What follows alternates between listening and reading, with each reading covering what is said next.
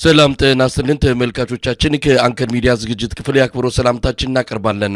በወሎ የተጀመረውና በአገዛዙ ሰራዊት ላይ የተከፈተው መጠነ ሰፊ ጥቃት ዛሬም ለአምስተኛ ቀን ቀጥሏል። የወልዲያ ነገር ዛሬም አልለየለትም። አገዛዙ ያለ የሌላ ኃይሉን በማሰማራት ወልዲያም በፋኖች ቁጥጥር ስር እንዳትገባ ከፍተኛ ተጋድሎና ትንቅንቅ እያደረገ ነው። በሌሎች አካባቢዎች በፋኖ ቁጥጥር ስር ባሉ ከተሞች የፋኖ ኃይሎች አካባቢዎቹን ማስተዳደር መጀመራቸውን የተመለከተው በአሁን ሰዓት ባለው መረጃ ከ70% በላይ የሚሆነው የሰሜን ወሎ ቀጠና በፋኖች እጅ ወድቋል። በተለያዩ የአማራ ክልል አካባቢዎችም ዛሬ ውጊያ ሲደረግ ነው ያለው። የአምስተኛ ቀን ውሎን አስመልክተን መረጃ ሊያካፍለን የዘውትር ተሳታፊያችን መስመር ላይ ይገኛል። እንግዲህ አመሰግናለሁ። ያው ዛሬ አምስተኛ ቀኑ ላይ ይገኛል። በርካታ አውደ ውጊያዎች እንደተካሄዱ ተመልክቷል። አገዛዙ በበቀል ሰላማዊ ዜጎችን የማጥቃትና ተቋማትን በድሮን የመምታት የተለመደ ተግባሩን ዛሬም ቀጥሎበታል። እስቲ በአጠቃላይ ዛሬ አምስተኛ ቀኑ ላይ ያሉት መረጃዎች አካፍለን። እንግዲህ ከአምስት ቀን በፊት ከሰሜን ወሎ ቆላማ የቆቦ አካባቢዎች ተነስቶ ከሙጃ ላይ መጀመሪያ ጥቃቱን በመፈጸም ዛሬ የሰሜን ወሎ ወረዳዎችን እና ዋና ከተሞችን የወረዳ ዋና ከተሞችን በመቆጣጠር በሚያስብል ደረጃ ለምሳሌ የጊዳን ወረዳ ዋና ከተማ ሙጃን፣ እንዲሁም የአምባሰል ወረዳ ቡጫሌን፣ ጎዛ ወረዳን ስታይሽን፣ የዳውንት ወረዳን ኩርባን፣ የራስ አንጎት ወረዳን አሁን ተገኝን፣ የሀብሩ ወረዳ መርሳን እና ሌሎች ከተሞችን እንዲሁም ከተንታ ከታንጎ ዋና ከተማ አጠገብ ያለችውን የአጅባርን ከተማ በመቆጣጠር ለገሂዳ የምትባለው ወረዳ ወይናምባ ከተማን አልፎ በመቆጣጠር ጥቃታቸውን በማስፋት ከፍተኛ የሆነ ድል እየተጎናጸፉ ይገኛሉ።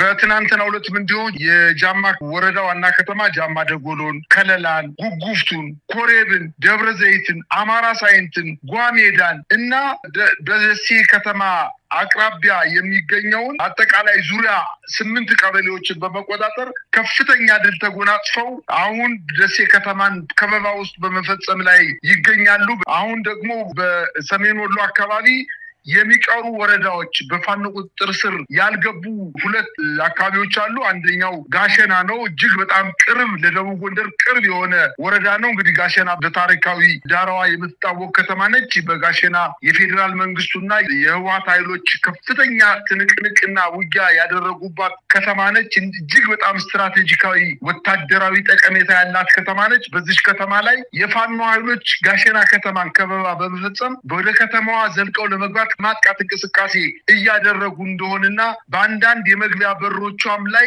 የፋኖ ኃይሎች ወደ ከተማው ዘልቀው መግባት መቻላቸውን ነው እየሰማን የምንገኘው። ሌላዋ ከተማ እንግዲህ የሰሜን ወሎ አካባቢ የወልዲያ ከተማ በ4 አቅጣጫዎች አሉት፣ የመውጫ በሮች አሉት። ከ4 የመውጫ በሮች መካከል 3ቱ በፋኖ ቁጥጥር ስር ውስጥ ወድቀው የሚገኙ ሲሆን በእነዚህ በ3ቱ መግቢያ በሮች ላይ የፋኖ ኃይሎች ወደ ከተማዋ ከፍተኛ የሆነ የማጥቃት እንቅስቃሴ እያደረጉ ቢሆንም የአገዛዙ ጦር በተለይ የወልዲያን ከተማ ሙሉ በሙሉ ላለማጣት ብቸኛ አማራጭ ያደረገው ከአፋር በኩል የነበረውን የመካናይዝድ ኃይሉን በሐራ በኩል አድርጎ ወደ ወልዲያ እያስገባ እንደሆነና ተመጣጣኝ ያልሆነ አጠቃላይ የሀገሪቱን የመካናይዝድ ጦር ወልዲያ ከተማ ላይ አስገብቶ ራሱን እየተከላከለ እንደሆነና የፋኖ ኃይሎች በከተማዋ ላይ ከባድ ጥፋት እንዳይፈጸም ለማድረግ እንቅስቃሴ እያደረጉ ነገር ግን ስልታዊ ማጥቃት እያደረጉ እንደሆነ ታውቋል። አጠቃላይ በወልዲያ ከተማ እየተደረገ ያለው እንቅስቃሴ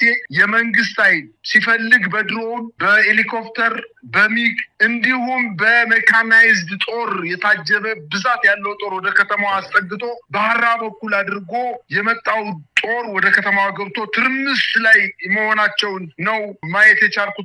መሳይ በዚህ አጋጣሚ እንደው እነሱ አሁን ወሎ ላይ ነው እንቅስቃሴ እያደረጉ ያሉት። አብዛኛው ሰራዊት በኮምቦልቻ እና በወልዲያ እና ምናልባትም በተወሰኑ የደቡብ ወሎ ወረዳዎች ላይ ነው ከፍተኛ ክምችት እያመጣ ያለው። ከወለጋ ያለው ሙሉ በሙሉ ከሸኔ ጋር ሲዋጋ የነበረውን ሰራዊት ወደ አማራ ክልል እያስገባ እንደሚገኝና በጉጉፍቱ በሐራ በኩል ወልዲያን እያጥለቀለቀ ቢገኝም በመካነ ሰላም አካባቢ በተደረገው ከፍተኛ እልህ አስጨራሽ ውጊያ የ23ኛ ክፍለ ጦር መሪ የነበረው ኮሎኔል ሀብታሙ አሰፋን ጨምሮ 3 ወታደራዊ አመራሮችን መማረክ መቻላቸውንና በዛ አካባቢ እየተደረገ ያለው ውጊያ ተጠናክሮ ወደ ምስራቅ ጎጃም አካባቢ እየተስፋፋ እንደሚገኝና በምስራቅ ጎጃም አካባቢም ከፍተኛ የማጥቃት እንቅስቃሴ እየተደረገ መሆኑን ለማወቅ ተችሏል። በጣም ነው ማመሰግነው። እንግዲህ 5ኛ ቀኑ ላይ ሆነን የአማራ ፋኖ ብሔራዊ ኃይል የምስራቅ አማራ ቀጠና ሚኒሊክ እዝ